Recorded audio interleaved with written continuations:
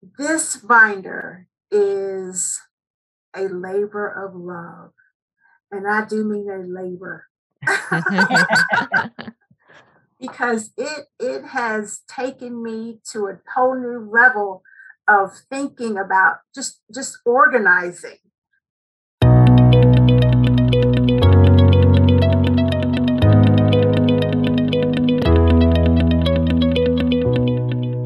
Hi, everyone. Welcome to our Organized Success podcast. That quote from Lisa Washington and her binder are the reasons why I wanted to invite her on the podcast. Okay. I think all of us go through these similar curation hurdles that Lisa had gone through to create her binder. You know, you start with an idea, you've been collecting that information, and then when you're ready to start packaging those resources, you run into what I call a curation conundrum. Okay. I believe wouldn't exist if you were actually working with a 3-ring binder. So I know that, with digital, you can share as much as you want, right?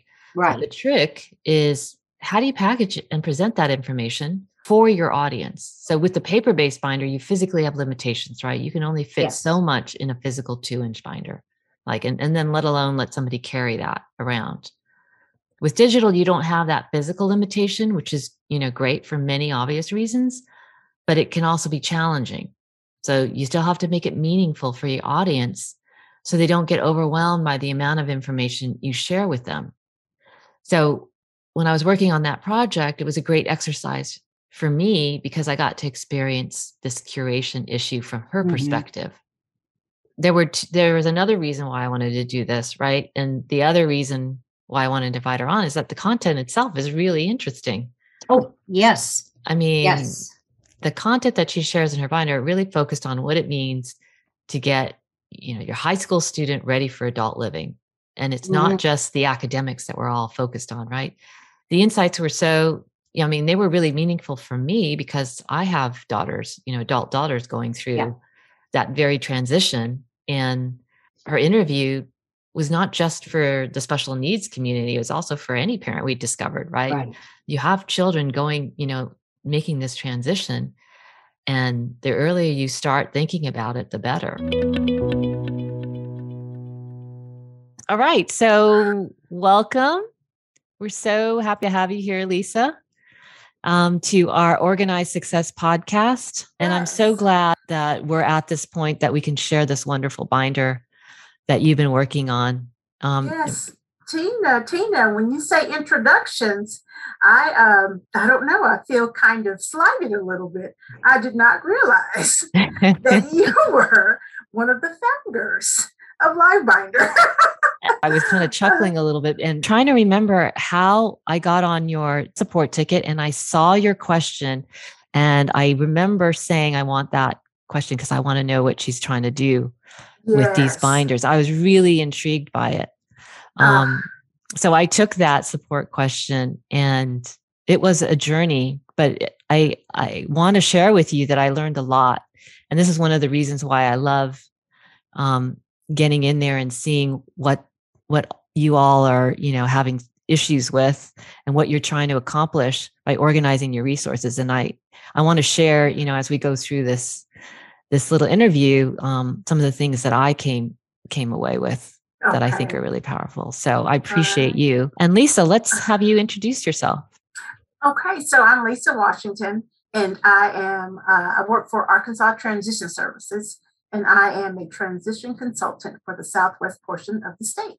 So we assist those students, the families, and their teachers in supporting the transition from high school into their adult life, or #adulting, whether that be go on to 4-year college, community college, or VOTEC, or straight into the workforce. The other part of our job is we assist those individual teachers. We provide them technical assistance with how to write their transition plans and have those transition plans be compliant per federal law.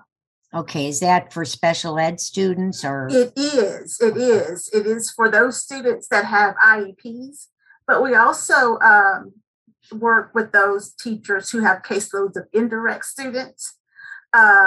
And we offer different services. For example, we have a summer camp that we hold every year, and it is for not just students with IEPs, but students with the 504 as well. I know most of our listeners will understand what IEP and 504 is, but can you explain what those acronyms are for? Yes, I get so caught up in the special ed alphabet soup that I just kind of throw them out there.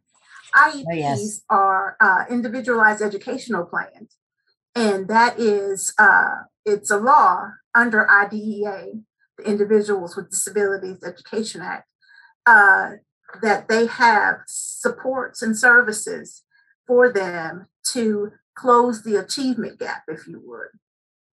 So that's what those are. Can I just interject real quick before you go to the 504s? Yes. Are you familiar with Universal Design of Learning in UDL? Yes. Wouldn't it be great if every student had an IEP? You know, one of the great features about this LiveBinder is that I didn't want it to be just for special ed students or 504s. I wanted this to be accessible to anybody, to any teacher or student. Parent. Or parent. We tried to make it to where it wasn't necessarily IDEA specific, but there are some notes in here. There are some texts that are specifically designed for those students with IEPs. But again, I wanted to make it so that everybody could access it. And that's one of the first things I noticed after browsing. You nailed it. Anybody can use this. I mean, that's what impressed me from the minute I browsed through it, is it could help anybody. Thank you, Linda. Thank you. And the 504s? So those students, they receive indirect services. So they aren't as support intensive as IEP students. So they may have a pullout for speech. They may have a pullout for occupational therapy or physical therapy, but they just have the same sorts of supports and modifications as the student with an IEP. So I think we kind of warmed up very nicely, but do you have an inspirational quote that you'd like to share? I do. I'm a big fan of Brene Brown, and she talks about vulnerability and what it takes and how to dare greatly. And one of her favorite quotes actually comes from Theodore Roosevelt, and it's the man in the arena. And so what that basically means is that someone who is involved in the situation with the blood, sweat, and tears in the arena, fighting it out, is as opposed to someone sitting on the sideline watching. And that's referred to the man in the arena. You have the guts to get in there and do the dirty work and not listen to sideline conversations or comments. And it has been, I've sidelined myself on this LiveBinder in that I would just get it, and then I would say, no, just forget it. We're just not going to do it. I'm not going to stick to it. But I thank you, Tina, for encouraging me to stick it out. Well, that quote is, I love that quote, man in the arena, because it takes a lot of work. And that's what I want to say here is, everybody has an idea and everybody does the research. You did the research. You had lots and lots of information that you had curated. And I think this is true for everyone.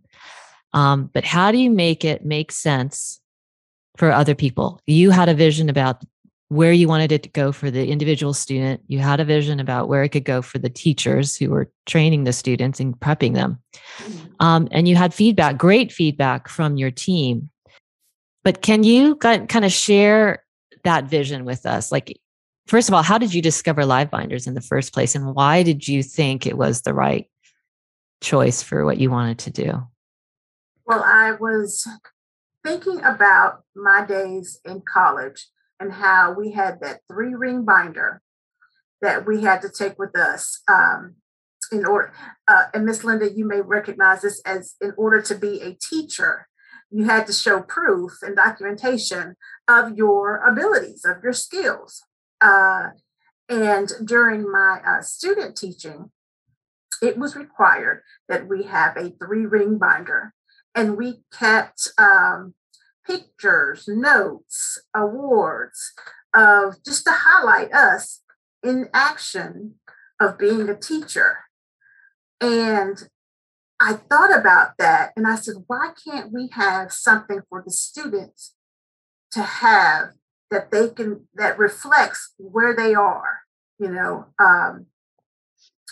employability wise, student wise. We need something like that. So I started researching, and I found a couple of sites that spoke about binders, but one particular site said e-portfolio. And I said, now what in the world is that? So I went in and started digging in, and LiveBinders came up. I said, let's try this. And it was free. So that was always great. That's always an appealing part to anything, especially when it comes to teachers and school districts. And so I just went in and hit that little tutorial. I said, I can do this. And it really wasn't that difficult to create the tabs to just start building. So I liked it because it was free and it is very user friendly. So.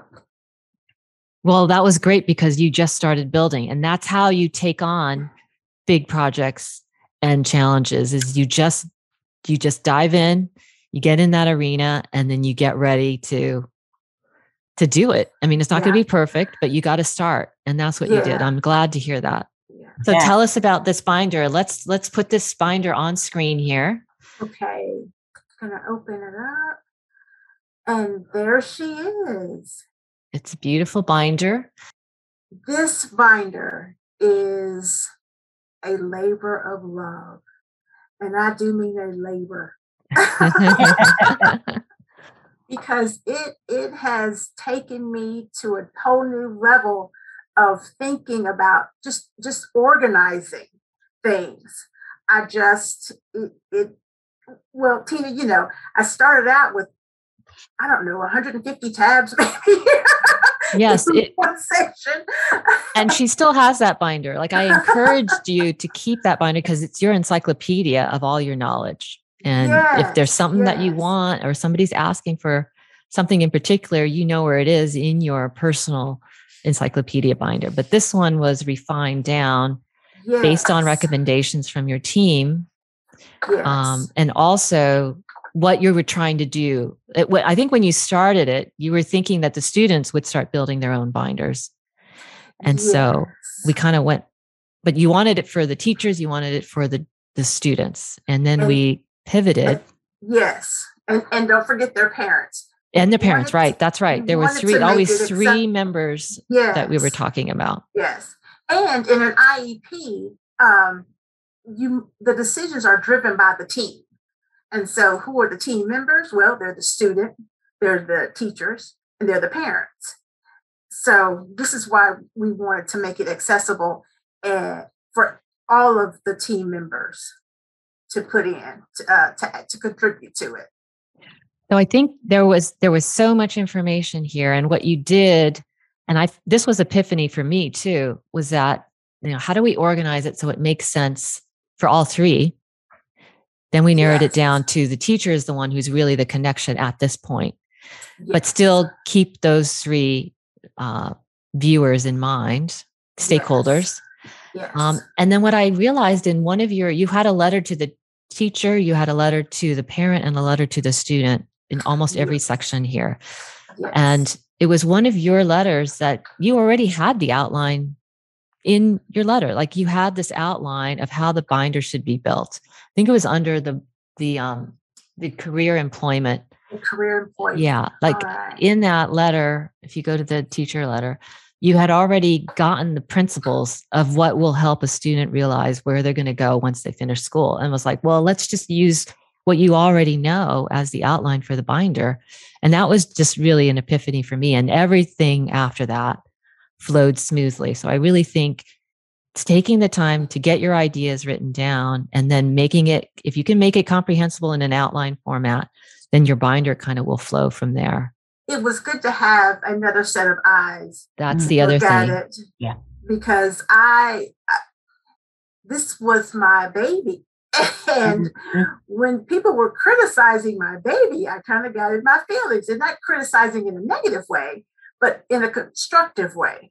And so when you and I got together and I had you look at it and you gave me your feedback, then, then it was like, okay, well, let me rethink some things and look at it from a different perspective. And then once I did that, I could see where my tabs were overwhelming, because on the free version, you can create as many tabs as you want to. And I did. I took advantage of that. But then to streamline it, I mean, it just flows so much better. So talk about each of these sections. So I love the fact that it automatically creates a table of contents. That really helped me in terms of finding where information was stored, and the whole setup. I like the outline form of it, because that's how I learn best. I need to have it written down. I need to be able to see it. It needs to be in an outline form, and it sets it up in the table of contents perfectly. So when we were looking at transition has 3 domains. It has career employment, education and training, independent living, and community participation. Those are the domains that are required for a transition plan. When we started out in student personal information, this was a letter to the learner so they can understand why they are doing this. And it was the fact that most students, they don't know telephone numbers. They know how to go on their phone and click on the name, but they really don't know a telephone number, say that phone was disabled or something, and they didn't have access to it. Another thing we thought about was the fact that some students really don't know their physical address, their emergency contact information, anything that they're allergic to, medical wise. And we thought that starting out with just getting them giving the basic information, so they know their personal data, their demographic, and how this can be used not just for an employment setting, but also if they were to go to the doctor or the dentist. So we didn't narrow it down to just employment. We wanted them to know important personal information. And we did address the employment, of course. But again, it's those other demographic information that I think that's so eye-opening to me. The value of that. We take it for granted that, you live, you use your phone, but so you must know it, but we often don't. Right. Insurance information, for example, things that we know as adults, but we have to be able to prep our kiddos and teach them about how to find this information, where to find this information, which I may be jumping the gun a little bit, but I wanted this binder, again, to be accessible to everybody, to those 3 main players in the IEP team. But I did understand that our kids these days are not paper and pencil. They are on the web, they're on TikTok, Facebook. That's where they are. And so how can LiveBinder was a perfect segue in terms of how they can access this information wherever they are. One of the things that I told my team was suppose there was a fire and all of the information was lost. Well, as long as they had access to their email, they'll have access to this LiveBinder, no matter what situation happens in their life. And a lot of things that oftentimes we see students come back after they've graduated asking their teachers for that IEP. Interesting. or for that summary of performance, because they were not ready to adult yet. Right.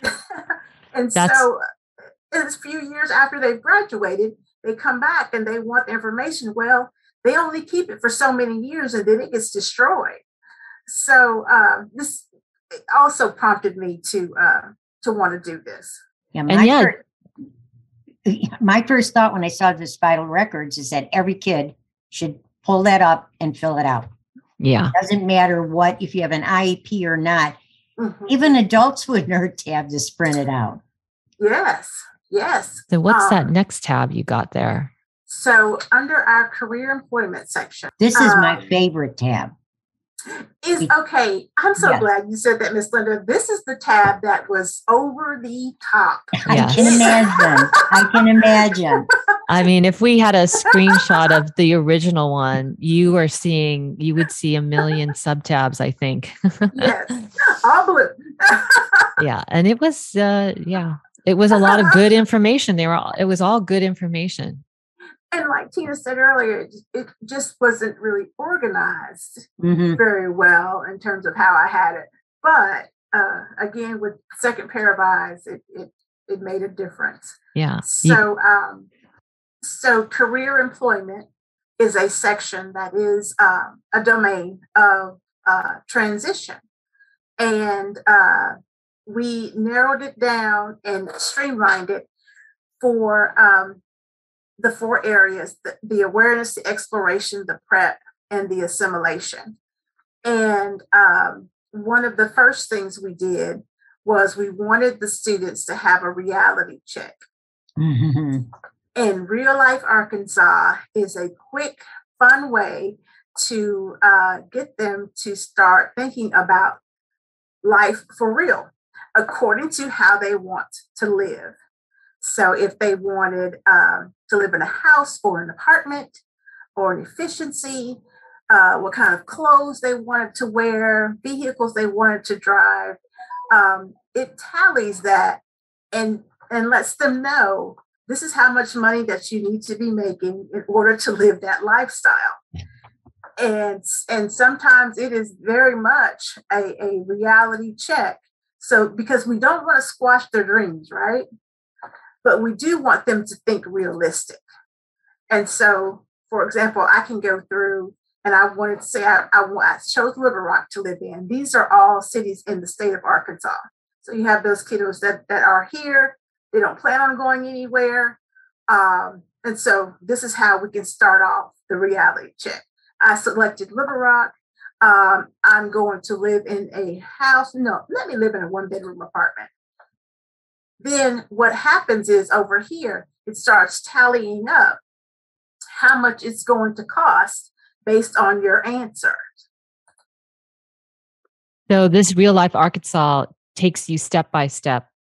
For our listeners, just so you know, you just jumped to another screen that once you picked where you wanted to live, it tells you how much it's going to cost. And then it jumps you to like the utilities around it, right? Yes, it's a great app. Yes. And it goes on all the way through, like I mentioned, all the way down to what it is that what you have to make in order to live this sort of lifestyle.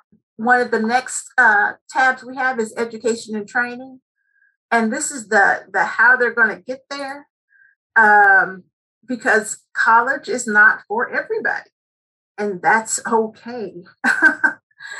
We just want to make sure that you are a successful, productive member of society and to be able to navigate through your community successfully. So education and training, we have not only different resources that talk about the difference, for example, between a modification and an accommodation. Now, this is one of the forms, one of the tabs that is specific to those IEP students or those 504 students. What does that mean, accommodations and modifications? That there is a difference. This is an accommodation is supporting that student in how they're accessing the information. Modification is when you change the teaching or how they're being taught and their expectation level. So an accommodation might be extra time to complete a test. Okay. A modification would be if you are given 10 vocabulary words, you take out 5. Okay. So you're changing the structure of the lesson, and it's not as high a rigor as it would be. So sometimes they get confused in accommodations and modifications. And we always want them to know that when you go off to the real world, there aren't any modifications in the real world. There may be accommodations. For example, a business would build a wheelchair accessible ramp, for example, so you can get into the building. That's an accommodation. But the modification is not that they are going to have you work half a shift or half time, expect you to receive full-time wager. Does that make sense? Yeah. I hope so. Yeah, I think so. So. Okay. So in our independent living and community participation. So is this a different tab? No, this is a different tab. Okay. So now we're moving to, once you get past the educational training, you picked your career. Now you need to know what it takes. Do I have to go to school? Do I have to learn certain skills? Right. So then you move on to the independent living, which is what do I need to do to live independent? Yes. Okay. And community participation. That community participation is how they are going to navigate themselves through the community. That is, how are they going to get to doctor's appointments? How are they going to get to and from work? What skills do they have to have in order to be successful on the job? And going back to civics, what are the things, what does a responsible person in the United States have to do? For the young men, they have to register with selective services. For adults 18, state of Arkansas says that you are an adult when you turn 18, then you would register to vote.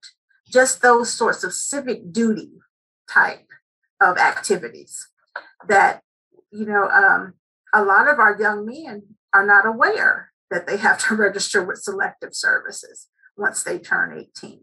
This is so interesting. I mean, I think any young adult would benefit from understanding what it takes to move out of your house and engage with your community. And what do you need to know? Yes, financial literacy, how to manage your money. Mm-hmm. Do you save? A lot of, we don't have these conversations with kids, but it's not just about making the money, but it's also about saving some money too. Yeah. So tell us what those subtabs are in that main tab so that our listeners can know that you've got different sections. So you've got independent living, and in there you have the Medicaid waiver services. Not a lot of our students know, not a lot of the parents know that once they find out that they have a disability, it's a good idea to go ahead and put them on the Arkansas Medicaid waiver list, because that waiver list is astronomically long. And so by the time they reach high school, and if they haven't been on the list, it may be a little bit too late for them to receive services after they graduate. Now, we're talking about those individual students who are going to be homebound, who will not be able to work for whatever reason. They're bound to a hospital bed, for example. Those sorts of students. But by law, we still required to complete a transition plan on them. for them. So you provide the website here in the binder where they can fill out that form, and it's a great awareness. They may already know about it, but you are just giving this friendly reminder, re-emphasizing that start now while they're in high school. If you haven't done it already, get them on the Medicare wait list. One thing that comes as a big shock is if they are receiving some sort of service, for example, Social Security, they're receiving that. Then what is it? What happens is once they turn 18, then they're off. They have to go through a redetermination process. And that's an eye-opener for a lot of parents as well. We talk about guardianship here in this section. If you feel as though your student will be incapacitated and unable to care for themselves, then you can start planning on getting guardianship before they turn 18. Because after they turn 18, or when they turn 18, they are considered an adult in the state of Arkansas. Then it's much more difficult to get guardianship of an adult than it is a minor. So that's great. So you've put that resource there under independent living. Great. Yes. And under our healthcare, like you mentioned, it's once they become an adult, they no longer talk to mom and dad. But here is just a little form that tells the parents what are the differences between a pediatric doctor and an adult doctor. And honestly, did you realize that your child will not be seeing your pediatric doctor once they turn 18, 19, 20, that they have to go on to a new doctor? Have you done any research about that doctor? See if that they will be a good fit, as a primary care physician. So things to get the parents thinking as well. But we do have to set up some realistic expectations in terms of life, and the probability of the longevity of the parents, comes to a certain head. And then what do? You just don't want to get there at the end of the road and say, okay, now which way? What do I do now? Turning 18, this is in there, what it means for your health. It's a one pager. So it's really quick, easy to read. And it just gives you some information about the rights that those individuals will have when they become an adult. So the doctor won't call mom and dad, to remind him or her of the appointment. They will make contact with that student who's now an adult to remind them that have that appointment, scheduled. So again, just some eye openers for parents, mainly in this independent living community participation section. The next section is graduation. And I want to pop in here your, shall we say, title screens for each section. I love how colorful they are and eye-catching, especially if you're working with teenagers who like color. Yes. So I really, that caught my eye throughout the whole binder. This dollar sign is the cha-ching, so kids really love that. Well, I wanted to add too that this was one of the ones where I had said, put the letters in the main tabs, and you said, no, you definitely not gonna bring that up. And I know you weren't going to bring it up, but I was so happy that you just stuck to your grounds. You said, no, I'm going to keep it visual. And then the first thing Linda says, and I'm like, that wasn't me, that was Lisa. I think it's the teacher in us. So in this graduation section, this will have the information. There's summary performance.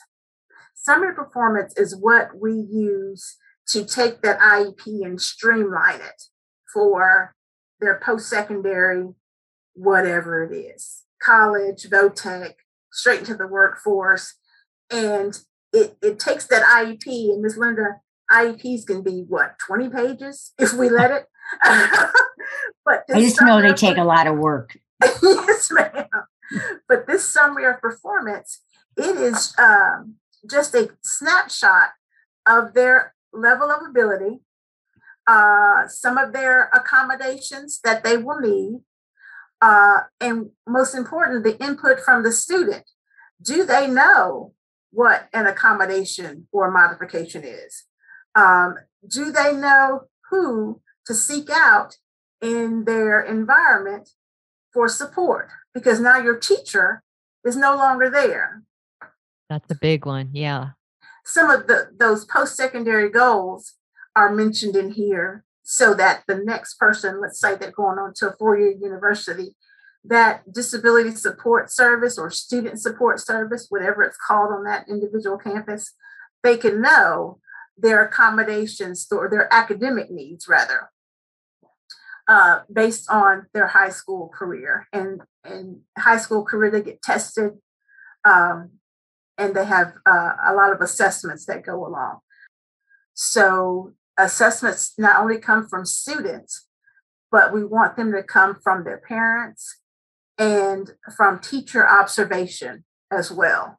So I failed to mention that earlier, but assessments are all throughout the three areas, three components of transition. And again, that's career employment, education training, independent living, and community participation. These kids need to know this too, because in some cases, mom or the student will have to fight on these assessments to get what they need done. They go to the 4-year college, 2-year college, or a job. So this is vital for them to be prepared to take their case to do the best for themselves. And I hope that the message would be that you do not have to use the assessments that are in this binder, but for you to be thinking that, oh, wait, I do need assessments to help me write this post-secondary goal. That's my hope. The last tab is other resources. And other resources are things that we've mentioned before. One thing we added in here, I liked this one. This one came from an attorney. Gave me some resources. Practical tool for lawyers, steps in supporting decision making. Oh, yes. Cool. Don't let the cover intimidate you. It intimidated me when I looked at it. But we're looking here at guardianship is not needed, for example. Then we have to go through and identify some clear concerns. Where are they going to live? How are they going to live? Where are they going to work? Anything that they need to understand to be an adult. Again, we're #adulting. So we're talking about contracts, leases, things that buying a car. I mean, we're talking about all those adulting things. And we look at, they go through and they identify some of the things that they're thinking about, something like in terms of something being challenging. Do a student run a risk of being influenced in a negative way? Then what can we do about that? And this is really geared towards the IEP 504 students or any student? Really, any student. As a parent, you try to prepare your student for adulthood. And so this kind of helps keep the legalese in the forefront of your mind. Social Security, representative payee, for example. If they get 18 and they go through the redetermination process and they are successful, then who is that payee going to be? Who is that going to be? Mom, dad, grandmother, family friend? Who's going to be responsible for those monies that come through? And you, up until this point, by default, it was always the parent. So now comes a whole nother because they're 18. Yes. How are you introducing it to those that need to use this? How are you getting into the schools, to the teachers? What method do you have to reach out? So the method is through training. So on one of our trainings that we have for this summer, we use a QR code straight to this LiveBinder. And we're just, again, introducing this as another tool that they could use, another resource that they could use. No pressure, but certainly we want them to take a look at it to see if they can glean from anything in it. And how to get to it. The LiveBinder whole setup is really, it's phenomenal. It's much like Google, except for LiveBinder. In our search, in the search box, we can search, seek out different binders that go along with what we're looking for. Like Al DeViso, for example, he has a binder on here with different apps that we found very useful. And I've heard him speak before. He's a wonderful, wonderful, dynamic person. But he has some binders in here. So he utilizes LiveBinder. And so I was like, oh my goodness, match made in heaven. You know LiveBinder, I know LiveBinder. Let's talk LiveBinder. That's great. Yeah, you'll have to point that out to me. I'd love to share it on our feature page, which is where we put your binder so people can have access to it. At livebinders.com, go to /shelf featured, I think. It's posted all over our website, but you'll see Lisa's transition binder there. AR transition, AR for Arkansas, yes. Transition portfolio. So do you have any advice for fellow transition coaches who are trying to provide training to teachers, students? Yes, don't give up. First and foremost, yeah. Don't give up. You are the man in the marina after all, right? Cut yourself some slack. Give yourself a little bit of grace. And lastly, reach out for support. Tina. You never know. You never know who you're gonna get. Awesome. Thank you guys so much. Thank you for allowing me a platform to kind of, kind of unveil the baby. Yeah, no, I'm glad you put it that way. Like I said, it's an awesome binder. That's my favorite term for binders that I find that are my comparison tool when I look for binders that I want to highlight and feature on Wednesdays. And yours is one of those. Thank you. Thank you so much. If you like this video, give it a thumbs up below. For more tips and tricks to use on your LiveBinder, subscribe to our channel or visit us at livebinders.com. Thank you.